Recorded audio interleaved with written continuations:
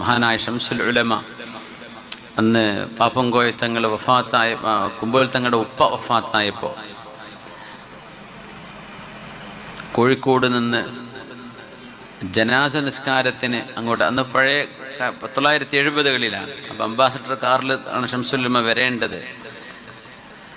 ട്രെയിനില്ല, വരാൻ പറ്റുന്നില്ല, ഈ കാറിൽ തന്നെ വരണം. പഴയ കാലത്തെ റോഡാണ് നമ്മൾ ആലോചിച്ച് നോക്കുന്നത്. തലശ്ശേരി മാഹി കഴിഞ്ഞ് വരണ്ടേ. മയ്യത്തെടുക്കാൻ സമയം നിശ്ചയിക്കുകയും ചെയ്തു.